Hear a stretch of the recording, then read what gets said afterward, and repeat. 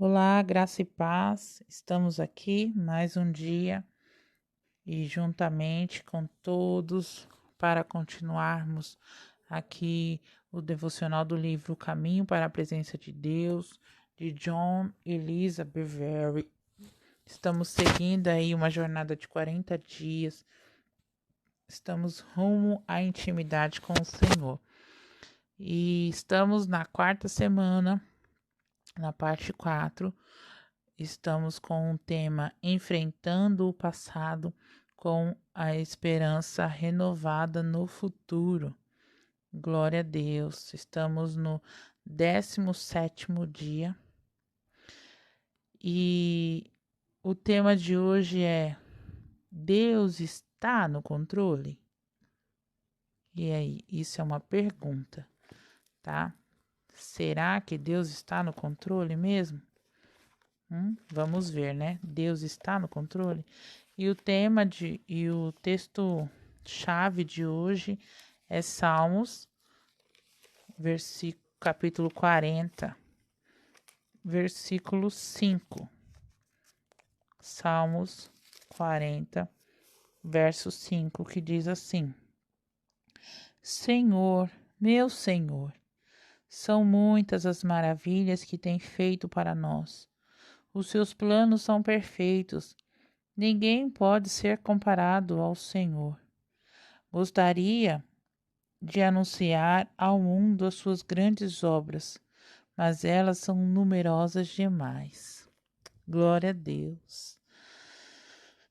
Gostaria. Quando os irmãos de José o venderam como escravo, provavelmente não passou pela mente de José que seu sofrimento e dificuldade faziam parte de um processo de preparação de Deus. José estava aprendendo a obedecer e seus irmãos foram instrumentos empunhados habilmente pela mão de Deus. É algo muito difícil, né? De ver coisa boa quando as coisas ruins, ao nosso ver, está acontecendo. José talvez tenha compreendido seus sonhos como uma confirmação do favor de Deus sobre sua vida. Ele ainda não aprendera que a autoridade é dada para servir e não para separar alguém. Muitas vezes, nesses períodos de treinamento, nós nos concentramos nas dificuldades que nos cercam, em vez de nos concentrarmos na grandeza de Deus. Com o resultado, ficamos desanimados e sentimos a necessidade de culpar alguém, de modo que procuramos por aquele que achamos ser responsável pelo nosso desespero. Quando encaramos o fato de que Deus poderia ter impedido que passássemos por todos esses caos e não o fez, costumamos culpá-lo.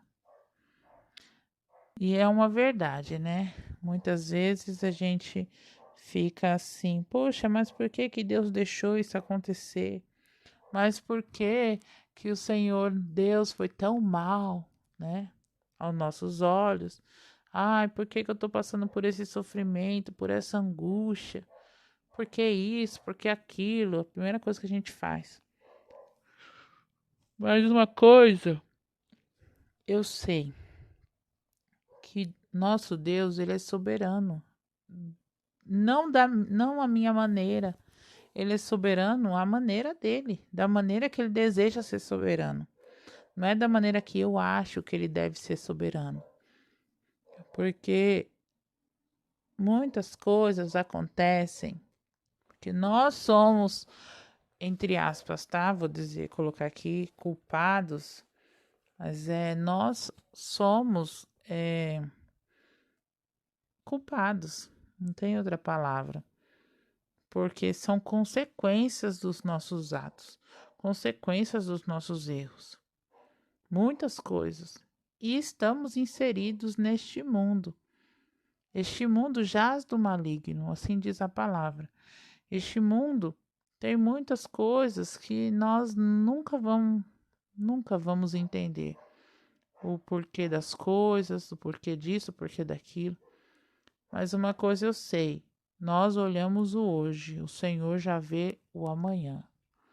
O Senhor olha para o futuro. E muitas vezes a batalha não é nossa. A batalha não é nossa. Mas passamos por alguns processos, sim. Mas vamos dar um exemplo aqui. Por exemplo, uma pessoa que fica doente. Quem está doente? Sou eu ou a pessoa que ficou doente? Quem está passando pelo processo com o Senhor diretamente, por causa dessa doença, é a pessoa. E o Senhor vai olhar para ela e vai dizer: ah, não, é tempo de cura. Cura para que todos vejam a minha glória. Ah, não, é tempo de você só ver minha glória. Tem tudo isso, certo? Quando o Senhor quis curar aquele paralítico que estava lá perto daquele tanque de Betesda, o Senhor quis curá-lo. Ele já tinha perdido todas as esperanças, já nem ligava mais, mas continuava ali naquele local. Que tinha ali um, uma crença, né? Havia uma crença ali e as pessoas, mas ele não tinha quem o ajudasse. E o Senhor, quando viu, se compadeceu. E o Senhor quis ajudá-lo, não da forma como ele achou que seria ajudado. Porque eu lembro que ele fala assim: ah, mas o Senhor vai me colocar no tanque? Porque ele fala: não tem ninguém que me coloque lá no tanque na hora que o anjo agita as águas. Acho que na mente dele, quando o Senhor fala: ah, então o Senhor vai me colocar no tanque, dá a entender isso. E aí o Senhor se mostra para ele. E eu acho que ele pensa assim: não, ele não vai me colocar no tanque, mas ele vai fazer algo melhor. Ele fez algo melhor por mim, ele não precisou de tanque. Mas por quê? Ele tinha obrigação de ter ido lá? Não, porque ele quis trazer esperança ao coração daquele senhor.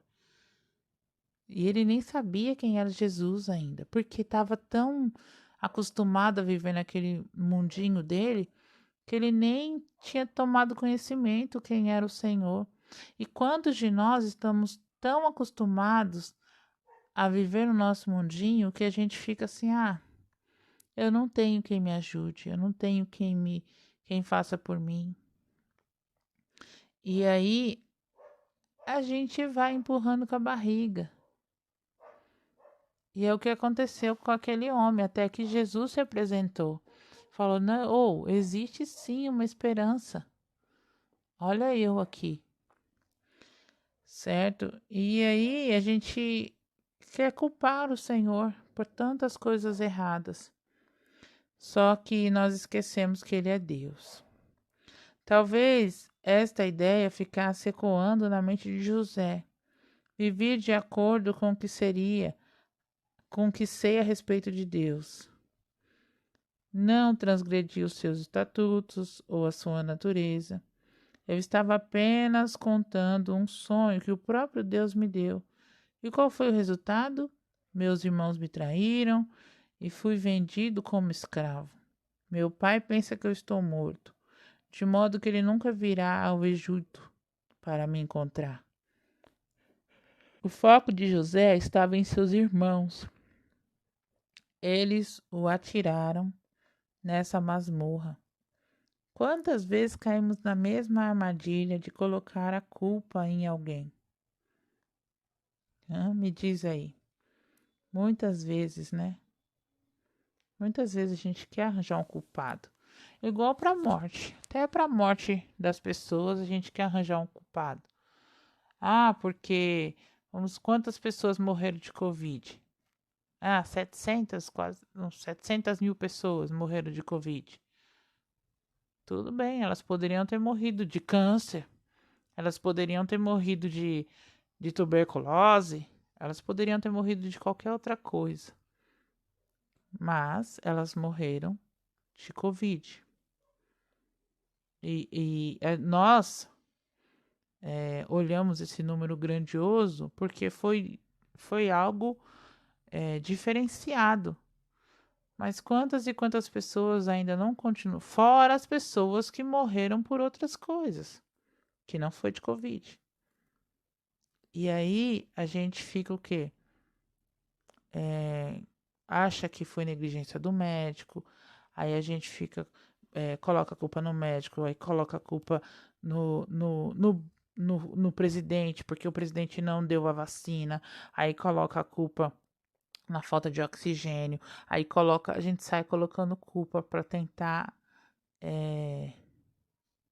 limpar o nosso coração, porque existe uma desculpa. E nós queremos colocar a culpa em alguém por conta da morte, por conta de da sua perca de emprego, por qualquer coisa, né, que vem na nossa mente, pela falta de, de alimento, vamos dizer assim. Qualquer coisa ruim a gente coloca a culpa em alguém. Mas no fundo, não existe um culpado diretamente. Para a morte mesmo é uma, não existe um culpado. Era necessário que as pessoas morressem. E elas morreram de Covid, como poderia ter morrido de qualquer outra coisa. Era necessário, era o dia delas, era a vontade do Senhor. O dia delas chegou. É duro falar sobre isso, claro que é duro. É difícil para nós entendermos isso, com certeza. Mas, resumindo, é isso. Quantas pessoas não passam mal e morrem porque caíram na rua?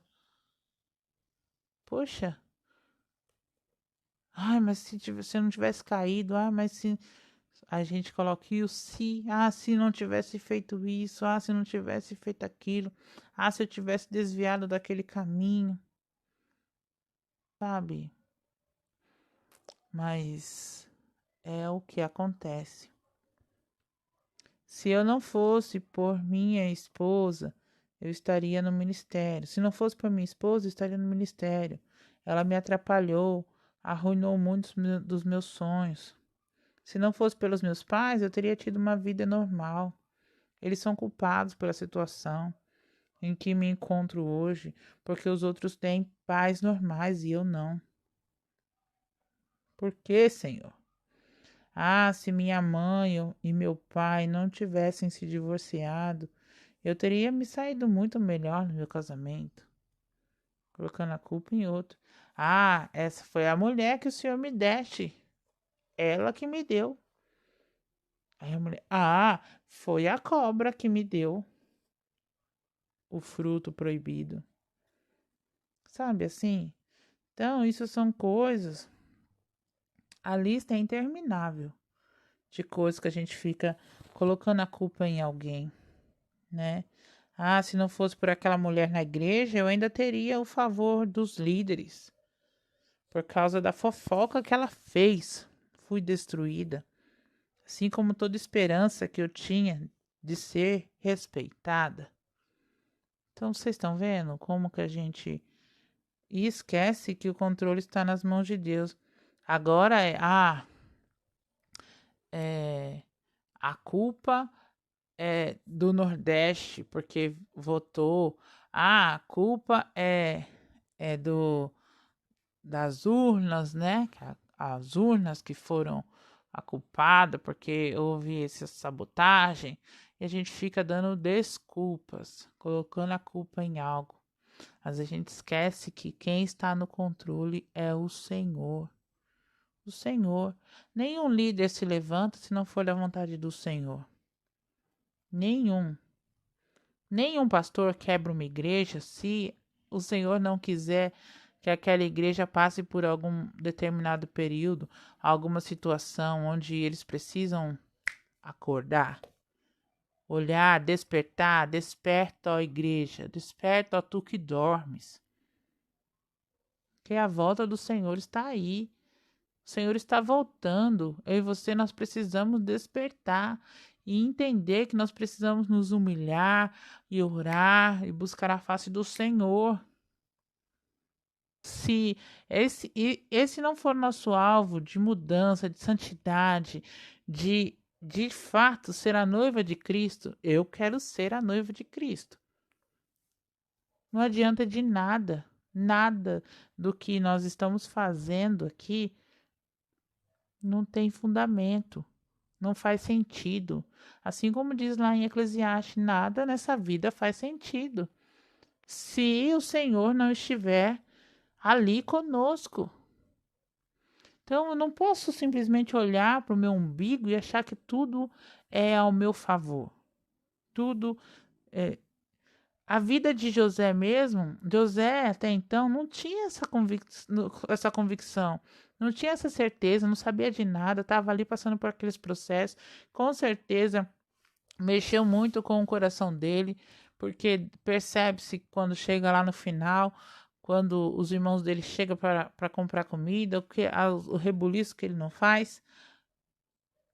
Mas olha só, o quanto o Senhor precisou ensinar José, o quanto o Senhor precisou ensinar você para que você estivesse aqui hoje. Quanto o Senhor precisou me ensinar. Às vezes a gente fala assim, eu não queria ter passado por isso. Eu passei por isso por conta daquilo, né? Se eu pudesse voltar ao passado. Mas o passado já foi.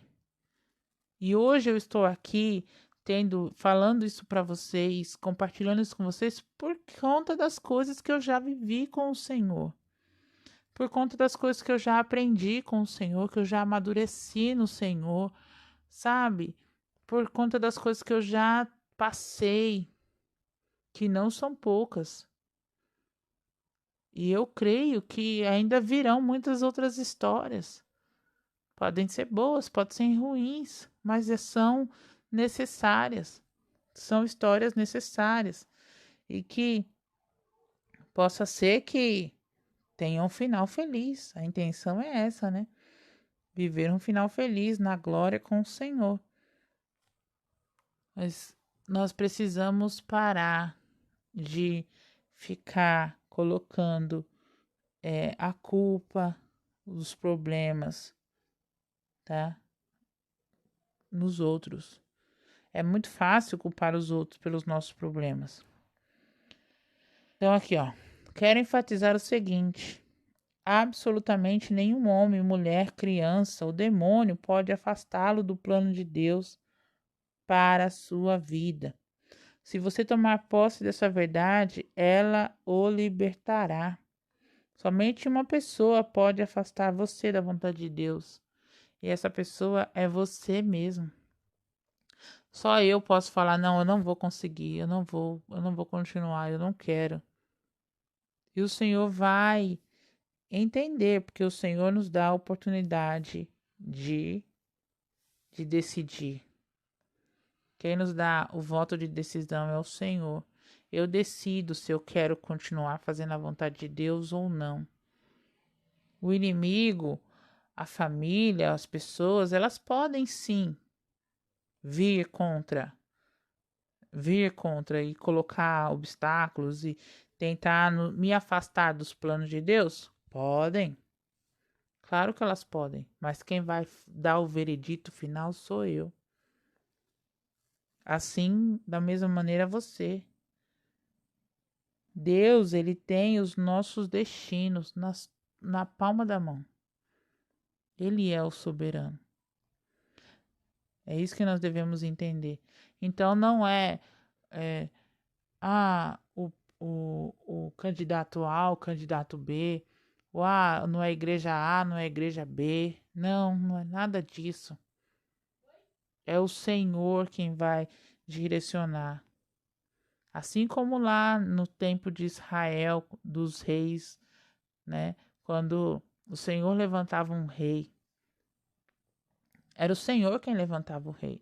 Os homens pediram, o povo israelita pediu um rei, e o Senhor fez com que começou lá com Saul, né? Saul foi levantado rei porque foi Deus que permitiu.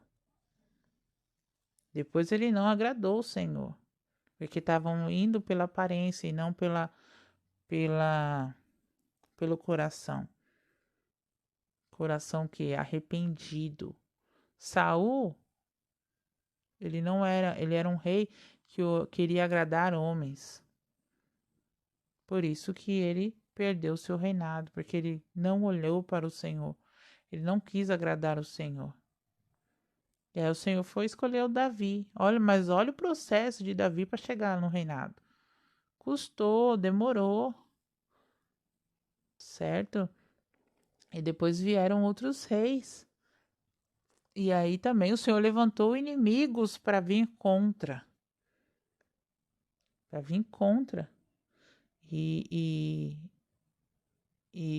é assim que o Senhor trata conosco. Os irmãos de José tentaram destruir a visão que Deus deu a ele. Eles pensaram que tudo estava acabado para José e não queriam que restasse qualquer chance de ele um dia ter êxito. Mas no plano de Deus, José governaria o Egito. E os irmãos? Ironicamente, os irmãos de José se tornaram os patriarcas de Israel.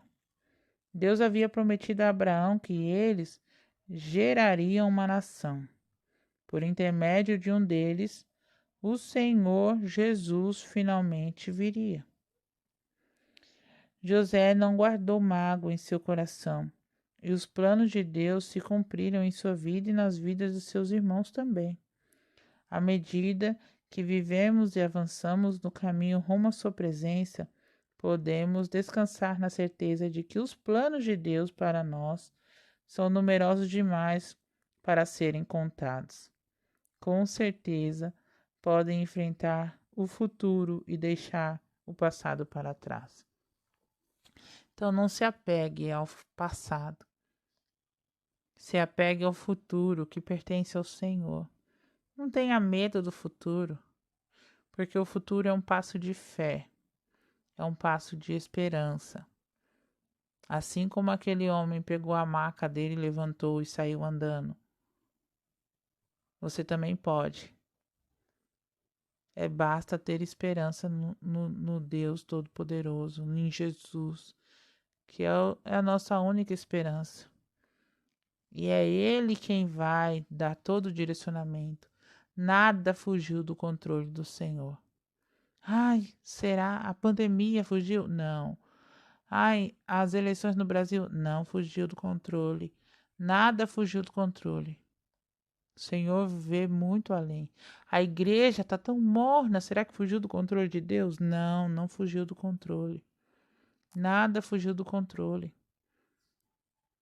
Porque nós estamos no tempo do Senhor, não no nosso. Removendo barreiras. Você colocou a culpa nos outros? Já parou para pensar? De repente, até mesmo em Deus? Colocou? Pelas suas dificuldades atuais? Eu estou nesse emprego porque minha mãe não me deu condições de estudar. Eu estou até hoje fazendo isso porque não pude fazer aquilo. Meu casamento devastou-se porque meu marido não sei o quê, ou minha esposa não sei o quê. Não fique dando desculpas, isso são desculpas que nós herdamos lá no Jardim do Éden, né? Quando Adão e Eva pecaram. De que forma você é responsável pelos seus próprios erros ou atitudes do passado? Como você é responsável pelo seu futuro? Você é responsável pelo seu futuro, assim como você é responsável pelo seu presente. Você e o seu passado já se foi. As suas atitudes, os seus erros, se você não se arrepender por eles, você será cobrado pelo que você fez de errado. Você será cobrado pelo que você deixou de fazer, a vontade de Deus, certo? Você é responsável pelos seus próprios erros. Adão e Eva, eles colocaram a culpa uns nos outros ali, mas eles foram responsabilizados pelo que eles fizeram. Da mesma forma, eu e você seremos. E outra, As consequências dos nossos erros, elas existem. O Senhor perdoa o seu pecado, mas existem as consequências. E é onde o Senhor vai trabalhar em você. Davi, ele cometeu o pecado de adultério e ele foi perdoado por conta do pecado de adultério. Mas por acaso Deus não colocou uma consequência sobre sua família, os seus filhos? Olha só a bagunça que foi. Filho contra pai, né? Irmão contra irmão violentando irmã. Olha só a bagunça que foi.